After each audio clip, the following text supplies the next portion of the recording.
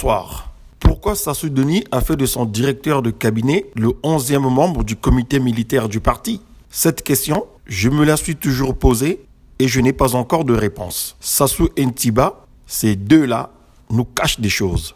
Tenez, nous allons faire une petite démonstration qui atteste que Florent Ntiba est un menteur patenté qui maquille la vérité sur l'assassinat crapuleux du président Marien Ngouabi le 18 mars 1977. En effet, lors de la célébration du 40e anniversaire de la mort du camarade Marien Ngouabi l'année dernière, les membres du Parti congolais du travail se sont adonnés à un grotesque spectacle d'évocation pour faire croire à l'opinion nationale qu'ils étaient des militants efficaces et conscients, à l'instar de l'immortel, et non ces voleurs, ces trafiquants, ces charognards dont on les accuse. Concernant la pitrerie de Florent Ntiba, ce jour-là au PACO, le palais des congrès, il y a des pistes à explorer pour confondre le directeur de cabinet en 1977 de Sassou Denis. Nous préparions l'état-major spécial révolutionnaire.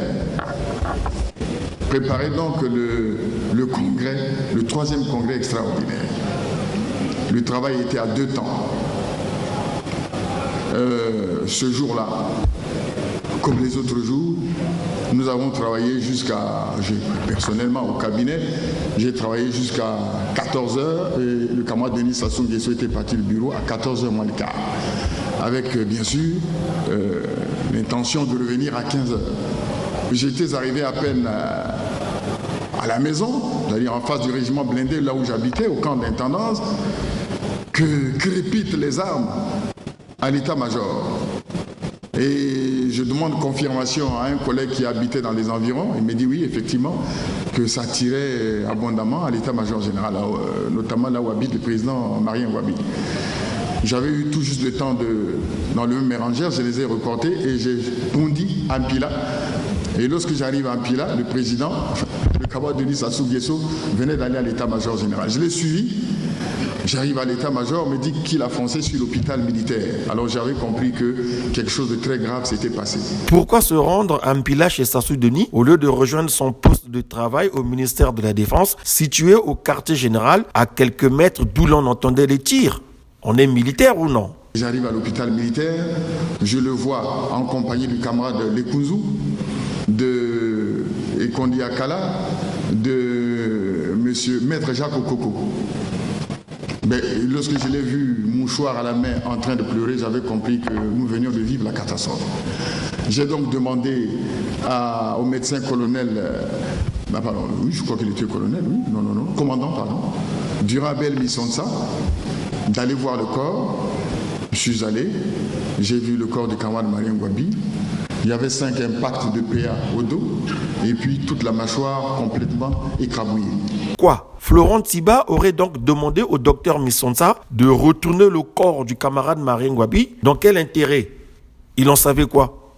Tiens, le médecin Koukambemba ne parle pas du tout des trous au dos au moment où le corps du président est déshabillé avant de le remettre dans le casier à la morgue ce 19 mars 1977 en présence de Maman Boilé, la maman éplorée de Marien. J'avais donc reçu une mission de préparer, de m'occuper du corps du chef de l'État pour les obsèques qui devront avoir lieu à une date qui serait fixée. Je ne me donne pas la peine d'aller voir le corps du président, mais en fin d'après-midi, je reçois un appel qui venait de la résidence du président Yombi. Je m'y rends et on me présente Maman Boilé. Voici la mère du président qui venait, je pense, d'arriver et il fallait que je l'amène voir le corps de son fils. Et dans cette entreprise, j'étais accompagné par un fils Marien. Nous sommes allés à la morgue et j'ai demandé qu'on sorte le corps du président Marien Ngouabi. Le président Marien Ngouabi était habillé dans une tenue bordeaux. Je pense que celle qu'a décrite le ministre Moussou Poiti. Bordeaux, une très belle tenue, avec des chaussures, bien habillé. Ma première réaction, je dis, mais enfin, comment peut-on mettre un corps dans un frigo totalement habillé comme ça? Notre but, c'est que ce corps soit bien gardé. J'ai dit, sortez-moi le corps, déshabillez le corps. Nous avons déshabillé le corps, on a gardé la culotte et nous avons remis le corps dans... Le président Marien Ngouabi portait une bande sur la face. Selon moi, ces trous au dos ne sont pas du fait des balles. D'ailleurs, la poitrine et ou le thorax du président Ngouabi n'en laissent aucune trace. Le président Marien Ngouabi est mort sur le coup. Carotide coupée. Et on ne peut plus faire 1 mètre quand la carotide est coupée. C'est un arrêt de mort brutal et violent. Donc, personne n'a mis la piqûre sur le président Marien Ngouabi quand on a mené sa dépouille à l'hôpital militaire. Donc, nous continuons notre travail et en retournant le corps du président Marien Ngouabi, nous constatons que dans le dos, il y avait plein de trous. Des trous faits avec quoi? Je me suis dit, mais c'est beaucoup de trous dans le dos et jusqu'à la base du cou. Bon, on a dit, bon, écoutez, constatez les trous, ne cherchez pas à savoir ce que c'est. On pense que c'est des balles, mais ça pouvait être aussi, monseigneur, autre chose. Ces trous, 7 ou 5, seraient le fait d'un rituel sorcier entrepris par des gens qui auraient juré de conserver à vie le secret de l'assassinat du camarade président Marien Ngouabi. Donc, nous préparons le corps du président, nous réparons les dégâts qu'il avait à la face. C'est encore Bikandou qui a eu la corvée, c'était le plus jeune. On a dit, tu répares correctement, attention, et Bikandou a fait donc la corvée. Nous avons mis sur le corps de Jean-Marie Ngouabi le foulard que vous avez vu. C'était pas un bon foulard. J'étais fâché ce jour-là à la mort parce que on m'avait porté un foulard qui n'était pas bien. Mais comme il était 5 heures du matin, je ne pouvais pas aller au magasin faire une course pour acheter un foulard correct. Nous avons mis ce tissu sur la bouche et nous avons exposé le corps. 15 jours après, les obsèques, je n'étais plus ministre de la Santé, on nous demande un rapport médico-légal.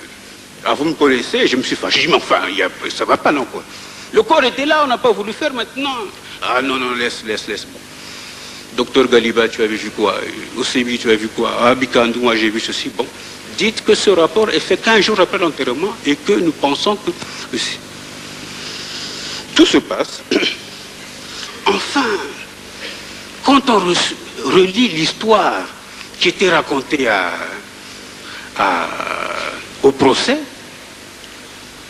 je trouve qu'il y a des choses qui ne vont pas, qui ne sont pas. Je dis, moi je n'ai vu le corps du président Marien Ngouabi que le 19 mars. Il était habillé aussi proprement que mon voisin.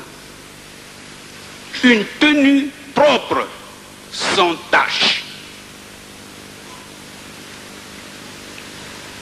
Alors je vais à l'hôpital militaire et pose la question. Le président Marien Ngouabi, quand il a été tué, quand on vous a apporté son corps, il avait quelle tenue? Ils me disent, non, mais il avait une tenue à Bacos, bien. Je dis, mais vous l'avez lavé et habillé? Non! Ah bon? Mais je dis, moi j'ai vu le président 2 jours après, le lendemain. Je pensais que vous aviez eu le temps de nettoyer ce corps et de l'habiller.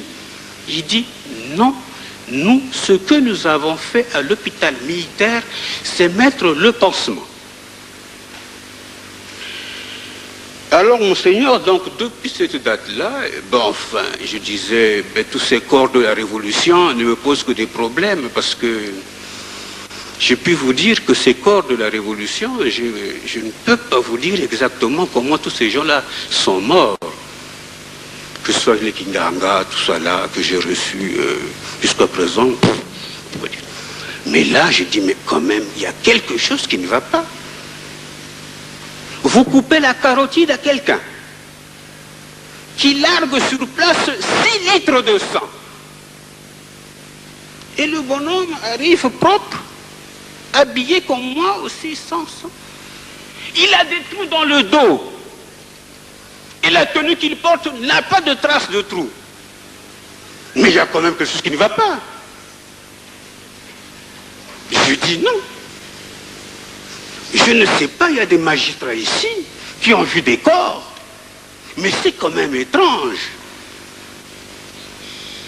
Où il y a un trou entre le moment où on dit qu'on a pris le corps de Marianne Gouabi, on était à l'hôpital, mais si on avait ramassé ce corps par terre, mais il serait couvert de sang. La tenue qu'il portait aurait eu des trous dans le dos. Je n'ai jamais vu un cadavre tué de cette façon et aussi propre, monseigneur. À chacun de cogiter dans son coin.